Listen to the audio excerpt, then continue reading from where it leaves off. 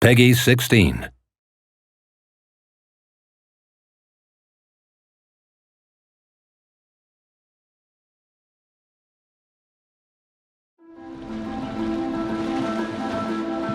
Hey!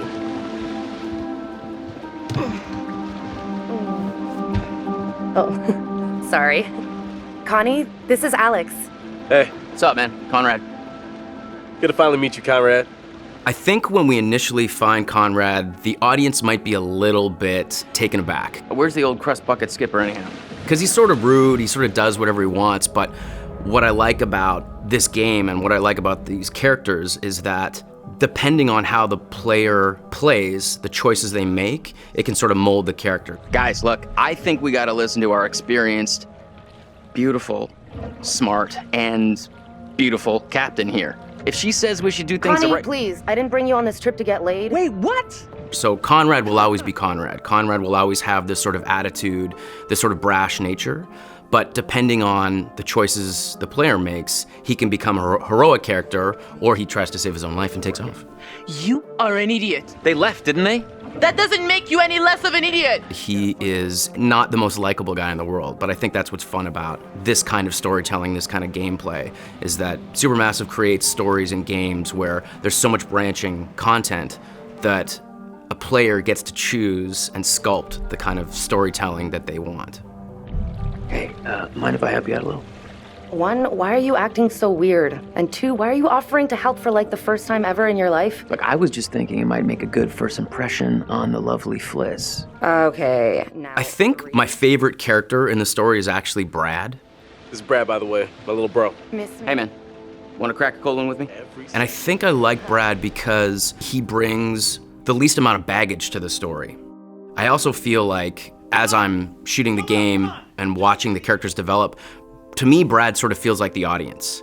He's knowledgeable about the situation that they're in. What do you know about this wreck?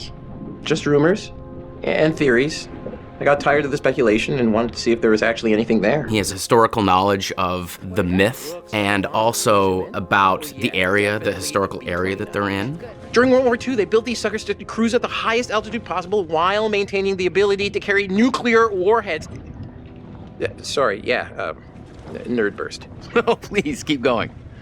But I also think that he is the one that is less distracted by the other relationships. I think that Fliss is on a mission. She's there to guard and to lead our group. So is everybody on board and ready to go? I think that Julia and Alex are so intertwined in their personal relationship that they're almost distracted to everything else. So Brad sort of shows up, even though he's Alex's brother, he's almost like an outsider. And so he's watching all these people. He's meeting almost everybody for the first time. So to me, I think he feels like the audience. He's discovering this world.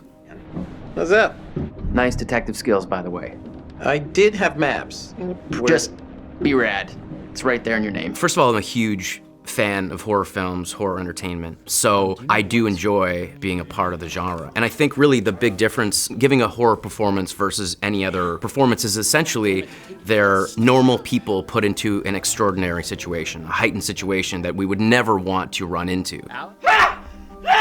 And so usually you get to explore the depths of terror and fear in a more exaggerated way than you would in a straight drama. But that's fun. Again, you just get put in these extraordinary situations and you just have to react to, your worst nightmares, your worst fears. And I always find that fun. I think what I'm most excited for players when they experience Man of Medan is, first of all, the world that's created. I think it's an incredibly lush, beautiful, sort of an intoxicating world. And also the variety, the beauty of where we start and the really horrific griminess of where we end, I think is a great journey.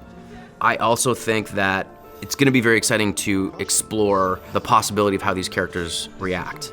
And again, that's why I'm a fan of games like this. That's why I was a fan of Until Dawn, because you take these normal people and you put them in an extraordinary situation and you get to play out your fantasy as a player, essentially. You get to experiment, like, what would I do? And I think that each character is relatable. And so when you're making these decisions, when you're choosing the fate of these characters or how they will potentially explore this world, you're really asking yourself as the player, what would I do?